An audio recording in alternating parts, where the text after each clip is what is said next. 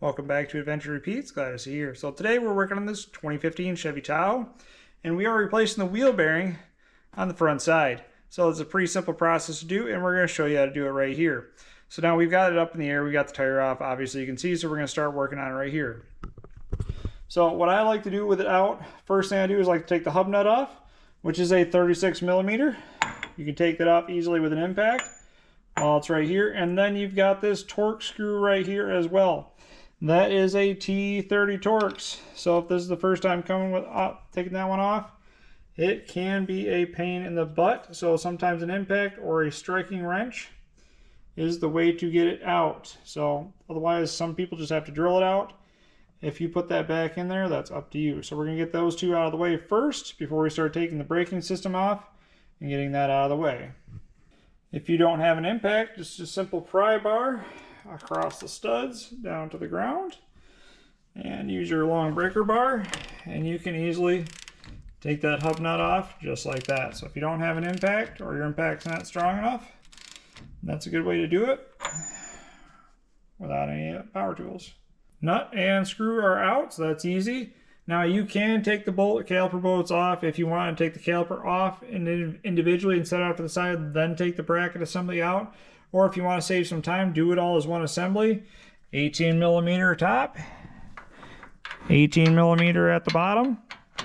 You can take everything out and just take it as one big assembly and set it off to the side. You can set it on a couple blocks of wood or set it on top of the controller and whatever works for you. But that's what I'm going to do. Try to save some time and get this done a little bit quicker. And it'll be just as easy. Now that we got everything freed up, this is free and pushing in, so that's nice and easy to work with, so that's easy. Now on the back side, we've got 3 bolts. 18 millimeter there, 18 millimeter there, and then same on the opposite side right there. Once we take those 3 bolts, they come out the back. This wheel bearing will pull out the front. We just have to remove the ABS slot wire that comes up through the top. Screwdriver knocks that one out right there. Big screwdriver undo this clip. That opens up that one. Get that out of there. And then up on this, you can see that we have a red locking tab, and we'll disconnect it from the harness right there. Once all 3 are out, this little support ring comes out to the back. Make sure that's all free. And then we can try to get this out without pulling everything out with it, and having grease in there does make it a lot easier, but that's, the bearing is out. Now we'll get the new one prepped and ready to go in. So what I like to do to prep it out is I like to put a grease ring around the inside of the knuckle, so that way water doesn't get in there and actually seize these bearings up in place. So when I press it in, that'll smush it all out nice and easy, so it's not up against the CV shaft. But I also do like to grease the splines of the CV shaft as well. That way when it goes into the new hub, it slides in nice and that'll keep corrosion out long term. So if I ever have to pull this apart again or replace the CV shaft again or anything like that, it makes it a whole lot easier in the long run. Now that the bearing's set in there, we got all 3 bolts in there, nice and easy. This will pull out. When we tighten that down, now we got to run our ABS wires. Simply just clip it back in there like it was before. Going around, clip it back in.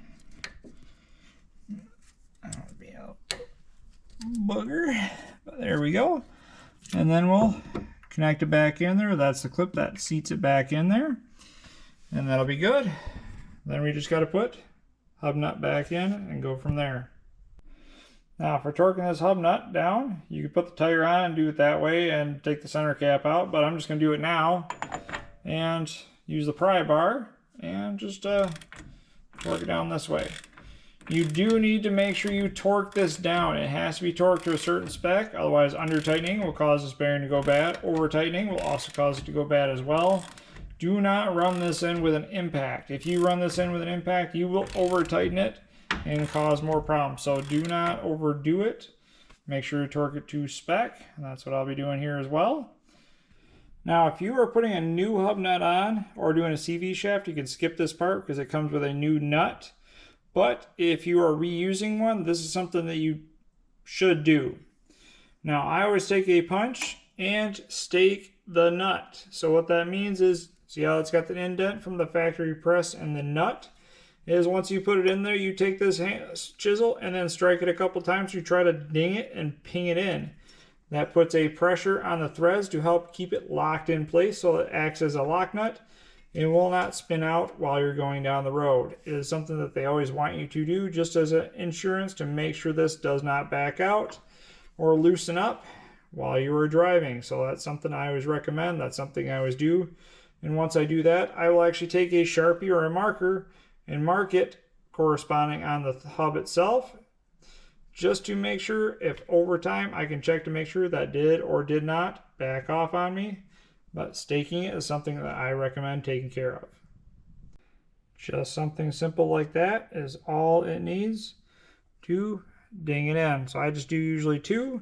That's all I need, and I'm just going to mark it just so I know where they're at, and we're going to keep going from there. So just reassembly is just the same as what you took it apart. Just putting the brake system back on, put the rotor back on. Pretty simple and easy with that. The only thing I ever note is that torque screw, don't reef it in there super hard, because the next time you have to take it out is what makes it the bigger challenge. So just put it in there just snug. It should seat and it will stay there. Most times they end up locking in more as they vibrate going down there, or just don't put it in all. It's a personal preference at that point. Other than that, super easy to do. These are pretty quick to do. As long as you got the right tools to do it, it's an easy job. So hopefully you like the video. Comment, tell us what you think, tell us what you want to hear about, and subscribe. We got a lot of great content coming, a lot of great content on the channel, so be sure to check us out. And remember to have a great adventure.